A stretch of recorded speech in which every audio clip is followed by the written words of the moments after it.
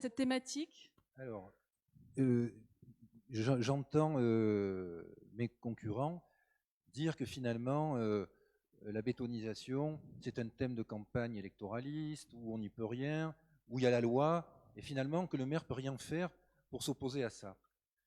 Eh bien non, je suis désolé, vous savez d'abord que le maire, non seulement il a les moyens, mais il a le devoir de s'imposer à ça, parce que s'il délivre des permis de construire qui se traduisent au bout du compte par des catastrophes environnementales, qui est responsable à votre avis? C'est le maire. C'est lui qui est pénalement responsable si effectivement on délivre des permis de construire où il y a des accès qui sont inexistants ou qui se trouvent dans des zones de glissement de terrain. Je vise personne, ou dans d'autres zones comme ça, c'est lui qui est responsable. Donc le maire, il a l'obligation, chaque fois qu'il y a un permis qui est délivré, de vérifier effectivement qu'on fait les choses dans les règles de l'art et qu'on ne construit pas dans la pampa n'importe quoi, comme malheureusement ça s'est fait pendant des décennies et des décennies avant, et comme malheureusement, sur certains projets, ça continue. Par exemple? Donc, Chagall, par exemple, qui vient d'être cité, hein, c'est un bel exemple, mais il y en a d'autres. Qui n'est pas dans la pampa. Qui est pas dans la pampa, mais qui est dans une autre circulation. Donc du coup, qui amène effectivement une situation qui est inextricable en termes de circulation et stationnement. Donc ça, c'est une première chose. Le maire, contrairement à ce que j'entends, il a des pouvoirs. La deuxième chose, attends, excuse-moi, je croyais qu'on ne s'interrompait pas.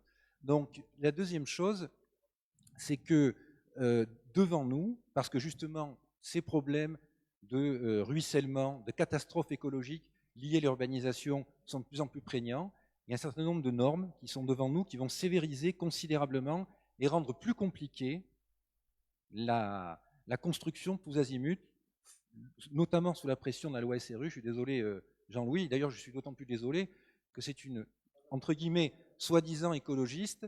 Non, non, mais c'est pas personnel. Je te dis soi-disant écologiste qui est à l'origine de ça. C'est pas personnel, c'est ciblé.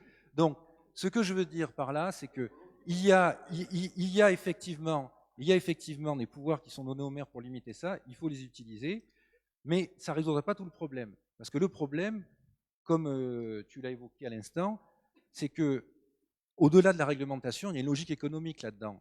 La personne qui prétend un terrain aujourd'hui et qui a des possibilités de construire, à moins d'être un écolo enragé ou ancien, il ne va pas faire autre chose que construire. Parce que s'il ne construit pas et qu'autour de lui ça construit, les gens qui sont à côté ils gagnent de l'argent, lui, son terrain a sa valeur qui diminue, et donc c'est à cette équation qu'il faut s'attaquer. Il faut essayer d'inverser cette logique et de rendre plus intéressant la non-construction, la préservation de la biodiversité.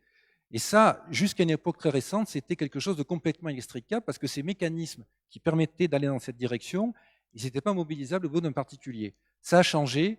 Depuis la fin 2018, un particulier peut mobiliser ses financements pour préserver la biodiversité, limiter les risques naturels en utilisant les financements de la compensation au niveau national.